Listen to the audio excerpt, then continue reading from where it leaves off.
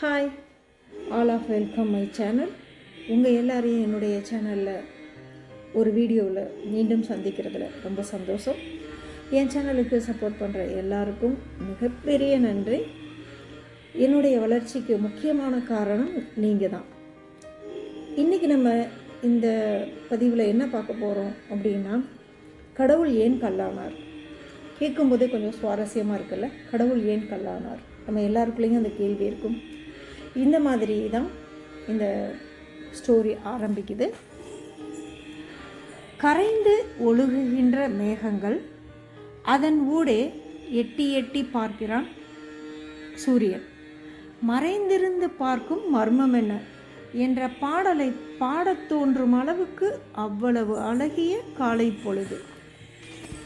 அழகிய முற்றமுள்ள ஒற்றை மாடி வீடு. விருந்தோம்பல் பண்பை பேசாமலேயே சொல்லித்தரும் பெரிய திண்ணைகள் வீட்டின் இரு மருங்கிலும். தனையில் அவ்வளவு கனம் இருப்பினும் தடுமாறாமல் எடுத்துக்காட்டாய் எழுந்து நிற்கும் தூண்கள் அசையாமல் பறைசாற்றுகிறது அப்பாவின் அன்பை. வீட்டை சுற்றியுள்ள தோட்டமும் வீட்டின் ஒழுங்கும் சொல்லாமல் சொல்லும் ஆகச்சிறந்த ஆசிரியர் அம்மாதான் என்று. கால மாற்றத்தில் மறைந்தும் போன பழமையின் சில அங்கங்களில் சிறந்ததை தனக்குள்ளே தக்க வைத்திருக்கும் என் வீட்டின் வாசலில் அமர்ந்திருந்தேன்.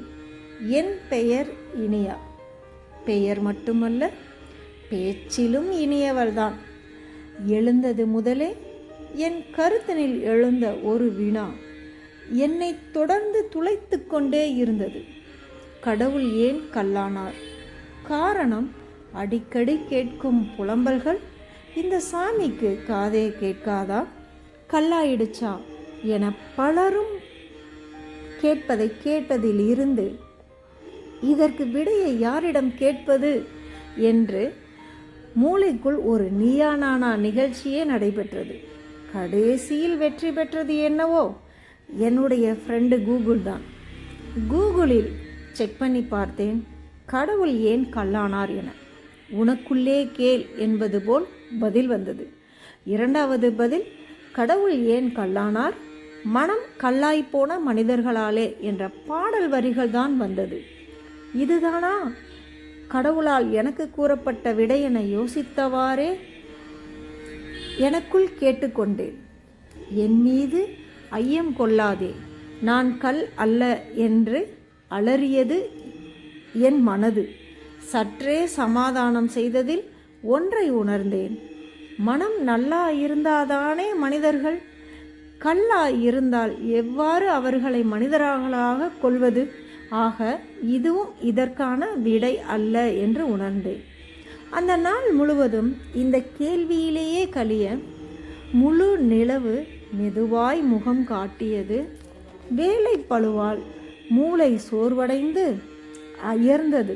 அந்த நேரத்தில் அழகிய உருவம் ஒன்று அருகே தெரிய, அதன் எழில் நிறைந்த ஒளியில் வாய் திறக்க வழியின்றி இரு விழிகளிலும் ஏனோ நீர் வழிய இயங்காமல் அவ்வாறே நிறுத்தி வைத்திருந்தேன் இமைகளை. இதயத்தோடு பேசியது அவ்வழகிய உருவம். சம்பந்தப்பட்ட என்னிடம் கேட்காமல் எல்லோரிடமும் கேட்டால் எவ்வாறு விடை சொல்லுவார்கள் என. என்னுடைய நாவோ எல மறுக்க, நான் என்பதையே நான் மறக்க, நான் சொல்லாவேன், புல்லாவேன், வில்லாவேன், கல்லும் ஆவேன் என்றது அந்த உருவம்.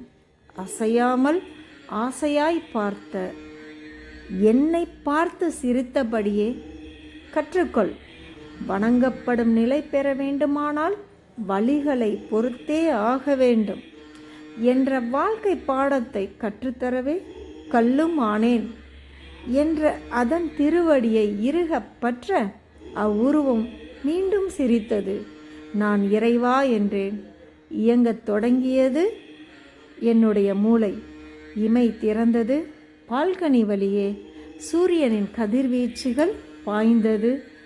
எனக்கு பதில் கிடைத்த மகிழ்ச்சியில் என்னுடைய பயணம் தொடங்குகிறது. புதிதாய். இப்போது இந்த கதை படித்தது எனக்கு ரொம்ப பிடிச்சிருந்தது. அதனால் உங்களோடையும் பகிர்ந்துக்கலாம். இதை என் வாயால் சொல்கிறத விட அந்த கதையை நான் அப்படியே வாசித்தா நல்லாயிருக்கும்னு தோணுச்சு. அதனால் நான் இதை வாசித்தேன். உங்களுக்கு இந்த கதை ரொம்ப பிடிச்சிருக்கும்னு நினைக்கிறேன். உங்ககிட்ட யாராவது கடவுள் ஏன் கல்லானார்னு இனிமேல் கேள்வி கேட்டால் மறக்காமல் அவங்களுக்கு பதில் சொல்லுங்கள். எதுக்காக கல்லானார் அப்படின்னு எல்லா வழிகளையும் தாங்கிக்கணும்னு. இந்த ஸ்டோரி உங்களுக்கு பிடிச்சிருந்ததுன்னா லைக் பண்ணுங்கள், ஷேர் பண்ணுங்கள், கமெண்ட் பண்ணுங்கள். முக்கியமாக சப்ஸ்கிரைப் பண்ண மறந்துடாதீங்க. உங்களிடமிருந்து விடைபெறுவது உங்கள் ராஜலக்ஷ்மி. நன்றி, வணக்கம்.